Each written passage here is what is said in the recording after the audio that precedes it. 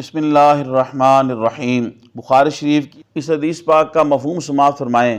کہ رسول پاک صلی اللہ علیہ وآلہ وسلم ایک مرتبہ قبیلہ بنی عمر بن عوف اور ان کے درمیان صلح کرانے کے لیے گئے۔ نماز میں تاخیر ہو گئی۔ مؤذن نے حضرت ابوبکر رضی اللہ تعالیٰ عنہ سے عرض کیا تو سیدنا ابوبکر صدیق رضی اللہ تعالیٰ عنہ نے صحابہ کرام رضوان اللہ علیہم اجمعین کی مقدس جماعت کو نماز با جماعت کرائی۔ اسی دوران رسول اکرم نور مجسم شفیع اعظم صلی اللہ علیہ وآلہ وسلم تشریف لے آئے تو لوگوں نے تالیاں بجانا شروع کی تاکہ حضرت ابوبکر کو پتہ چل جائے کہ ابوبکر صدیق رضی اللہ تعالیٰ عنہ اتنے خشوع اور خضوع کے ساتھ نماز پڑھ رہے تھے، دل جمی کے ساتھ نماز پڑھ رہے تھے۔ آپ کو پہلے معلوم نہ ہوا، لیکن جب شور زیادہ ہوا تو انہیں علم ہوا تو وہ پیچھے آنا شروع ہوئے تو رسول پاک صلی اللہ علیہ وسلم نے اشارہ فرمایا کہ آپ نماز پڑھائیں۔ تو اسی دوران بحالت نماز سیدنا ابوبکر صدیق رضی اللہ تعالیٰ عنہ نے اپنے دونوں ہاتھوں کو بلند کیا اور اللہ کا شکر ادا کیا، اور پھر رسول پاک صلی اللہ علیہ وسلم آگے تشریف لے گئے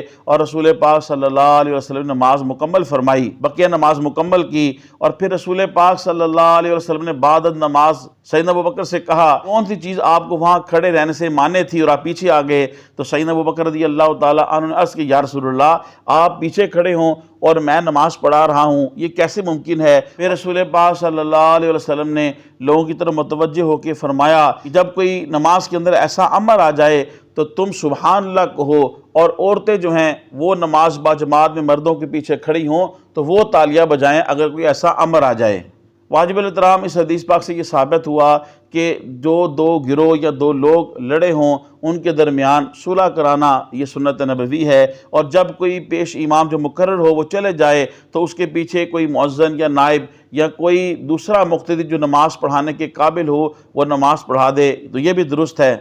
اور تیسری یہ ہے نماز کے اندر امام کوئی عذر لاحق ہو گیا ہے اور وہ چلا جائے تو بقیہ نماز دوسرا نمازی جو پیچھے کھڑا ہے خلیفہ و نائب جو ہے اگر وہ بڑھا دے تو نماز احناف کے نزدیک درست ہے، اور اس کی درستگی کی دلیل یہی حدیث پاک ہے۔ بحالت نماز رسول پاک صلی اللہ علیہ وسلم کی تعظیم کرنا یہ بھی واجب ہے، یہ ضروری ہے، اور اس سے نماز نہیں ٹوٹتی۔ لیکن قیامت تک کے لیے اور کوئی امام اگر وہ چلا جائے اور اس کے پیچھے کوئی اور امام نماز پڑھا رہا ہو اور پہلے والا امام جو مقرر ہے وہ آ جائے اثناء نماز دوران نماز تو اس کے لیے نماز کو نہیں توڑا جائے گا، نماز پڑھا رہا ہے اس نماز کو مکمل کرے گا۔ اسی طرح سے حدیث پاک کے اندر سیدنا ابوبکر رضی اللہ تعالیٰ عنہ نے آپ نے ہاتھوں کو بلند کر کے اللہ کا شکر ادا کیا کہ رسول پاک صلی اللہ علیہ وسلم نے مجھے آگے کھڑا رہنے کا حکم دیا ہے، اس نعمت کے اوپر اللہ کا شکر ادا کیا۔ لیکن احناف کے نزدیک اب کوئی انسان خوشی کی خبر سن کے ہاتھوں کو بلند کرے گا اور اس طرح دعا کرے گا سے نماز فاسد ہو جائے گی۔ محترم خواتین و حضرات، تبلیغ دین کی نیت سے حدیث شریف کے اس درس کو زیادہ سے زیادہ لوگوں تک پہنچانے کے لیے میرے اس ویڈیو کو شیئر کریں۔